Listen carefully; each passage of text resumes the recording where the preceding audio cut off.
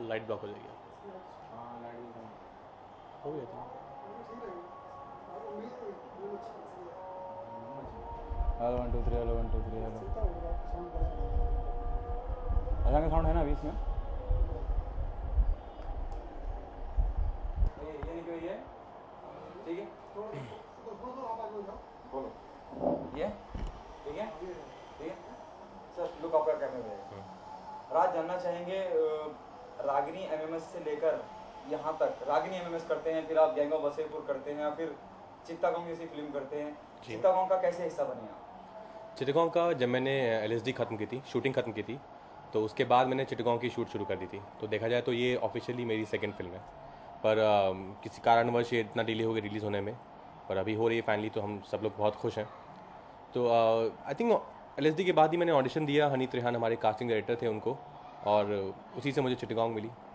नहीं, अगर बात करी जाए मतलब कैसे, how you become a part of it, तो यू सेड कि या पहली फिल्म आपकी वो है, लेकिन फिर भी कैसे एकदम तो हो नहीं गया होगा। नहीं नहीं, मैं एलएसडी की शूट मैंने ख़त्म की थी, और बेदो यहाँ पे आए थे बॉम्बे में, और मुझे पता चला था कि ऐसे एक फिल्म बन रही है चिटागोंग, और उससे पहले मुझे चिटागोंग क्या है इस सब के बारे में कुछ नहीं मालूम था।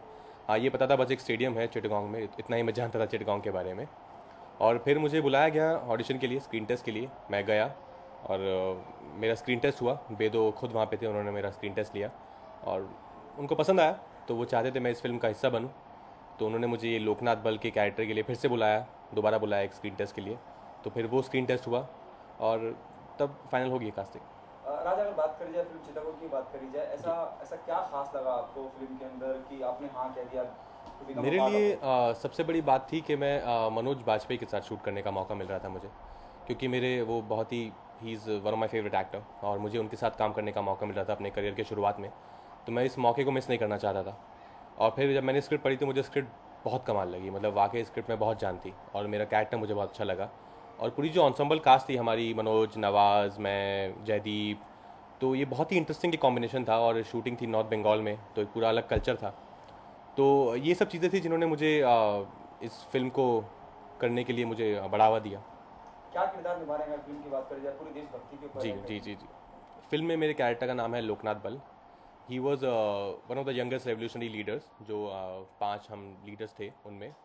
और बहुत ही जज्बाती, और लेकिन बहुत ही एकदम आगे बढ़ के लड़ने वाला कैरेक्टर है, और डरता नहीं है किसी, एकदम लड़ने को तैयार है।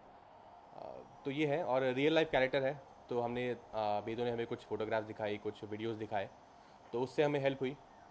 तो मज़ा आया, एक बहुत ही सब में एक जुनून था करने का काम इस फिल्म को लेके। राज, ऐसे मतलब अगर बात करी जाए, आप गैंग ऑफ वसेपुर करते हैं, गुड्डू ऐसा जी। किरदार करते हैं जो एकदम शमशाद शमशाद। शमशाद जी। शमशाद जैसा किरदार करते हैं, नोटेरियस एकदम भाईगिरी वाला, फिर एकदम से देशभक्ति की तरफ। कितना मतलब how how do you balance all this thing, you know, I getting in the skin of the character? I think as an actor वही मज़ा है कि मतलब आप हर फिल्म में कुछ नया करने का अगर मौका मिले, तो आई थिंक एक्टर को एक वही चाहिए, अच्छी मतलब अच्छा काम वही होता है जो हर कैरेक्टर ले करने का मौका मिले। अगर आप सब फिल्मों में एक ही जैसा कैरेक्टर कर रहे हैं, एक ही जैसा काम कर रहे हैं, तो आई थिंक बहुत बोरिंग हो जाएगा। इट्स लाइक आप एक ही कंपनी में जा रहे हैं सुबह 9 बजे, और 5 बजे फिर वापस आ रहे हैं एक ही काम करके। तो हमारी तो 9 to 5 जॉब नहीं है, ये अलग एक क्रिएटिव काम है। तो जितना अलग हो हर फिल्म में, तो उतना ही मुझे मज़ा आता है, और मैं कोशिश करता हूँ कि हर कैरेक्टर में अगर बहुत नहीं तो कुछ अलग कर पाऊँ, तो वही मेरे लिए कामयाबी की बात है।